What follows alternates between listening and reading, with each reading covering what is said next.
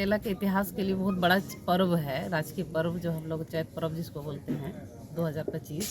इसमें भैरव पूजा से ही हम लोग आज इस स्टार्ट किए हैं, ठीक है, और 14 तारीख तक चलेगा हम लोग का। इसमें विभिन्न प्रतियोगिताएं होंगी और उम्मीद करते हैं कि इस बार जितने भी हमारे कलाकार हैं वो बढ़ चढ़कर हिस्सा लेंगे और इसका पूर्ण सहयोग हम लोग को मिलेगा। और हम उम्मीद करते हैं कि ये अच्छी तरीके से हम लोग इस पर्व को इस बार भी मनाएंगे।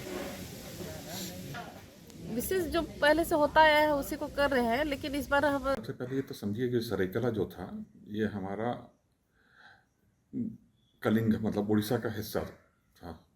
तो यहाँ पे जितने भी जो हमारी परंपराएं हैं या जो भी रीति रिवाज चली आती है उसकी जो हमारा पूरी पंचांग से सब चीज़ मान्यता जुड़ी हुई है। और हमारा चैत पर्व उसी तरह से ही एक तरह का साल का जो अंत होता है, क्योंकि हमारा अब ये चैत ख़त्म हो जाएगा, बैसाख से हमारा नया जो पंचांग चालू हो जाता है और संक्रांति के दिन से ये होता है।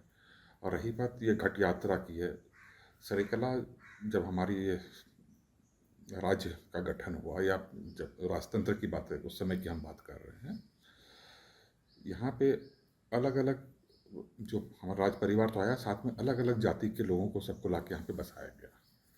और उसी के तरह मतलब एक नया साल का जो समापन होता है तो उसको एक सामाजिक एकत्रित करने के लिए मतलब 13 भुक्ता पहले हुआ करते थे, अभी भी हैं 13 भुक्ता, मगर उस समय 13 भुक्ता जो थे वो 13 अलग अलग जाति धर्म के लोग हुआ करते थे। धर्म तो हिंदू ही था, मतलब जाति के लोग, कोई धोबा हुआ, कोई तेली हुआ, कोई कंसारी हुआ। तो इसलिए इसका मतलब ये है कि वो सब कोई एक सूत्र में बनते थे। और हमारे नदी जो मांझाना घाट जो खड़के नदी के किनारे जो मंदिर है शिव मंदिर, ये परंपरा शुभ घाट से चालू होता है, जहाँ पे 13 भोक्ता जो अलग अलग जाति के लोग होते हैं सबका वहाँ पे जनेऊ पहनते हैं, दाढ़ी ये करके शुद्धि करके, और सबका गोत्र उस समय में शिव गोत्र हो जाता है। तो मतलब सबका जाति भले अलग अलग हो बट गोत्र सबका एक हो जाएगा।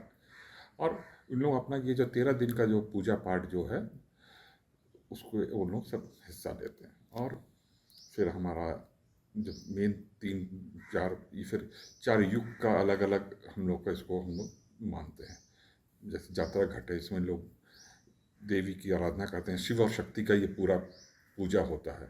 नदी में उसको शिव शक्ति का जो शिव तांडव है उसी धुन पे यात्रा घाट होता है। रास्ता भर लोग उनका उपासना करके यहाँ पे आते हैं। यहाँ पे रघुनाथ मंदिर जो शिव के सबसे बड़े भक्त अगर राम को माना जाता है और राम को शिव का माना जाता है, इसलिए घट शिव मंदिर से चालू होकर रघुनाथ मंदिर पैलेस के अंदर आता है। फिर पैलेस के बाहर जो हमारा जो डेली मार्केट वहाँ एक शिव मंदिर है, वहाँ जाके घट रात को रहता है। तो इसी तरह 4 युग को हम लोग उसको दर्शाते हैं। तो सबसे बड़ी चीज़ है कि ये पूरा समाज को एकत्रित करने में ये घट का पाठ का पूजा का ये महत्व है।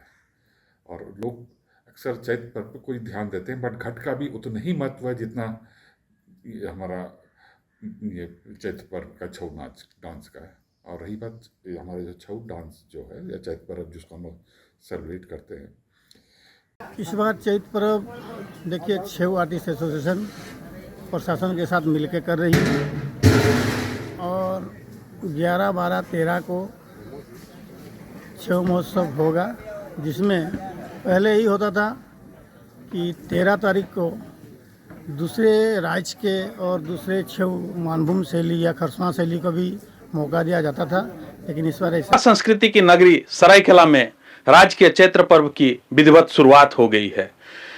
भैरव पूजा के साथ यहाँ कलाकारों ने पूजा अर्चना कर इस राजकीय कार्यक्रम की शुरुआत की। राजा राजवाड़े के जमाने से चली आ रही इस परंपरा में स्थानीय लोग बखूबी अपनी हिस्सेदारी निभा रहे हैं। इसके तहत रोजाना पारंपरिक घट यात्रा निकाली जाती है।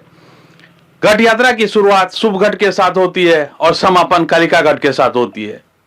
राजा राजवाड़े के जमाने से चली आ रही इस परंपरा में स्थानीय लोग भी बढ़ चढ़कर हिस्सा ले रहे हैं। राजकीय चैत्र पर्व को लेकर सरायकेला में उत्साह का माहौल है।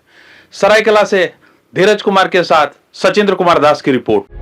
प्रभातखबर.com, विश्वास वही, रफ्तार नहीं।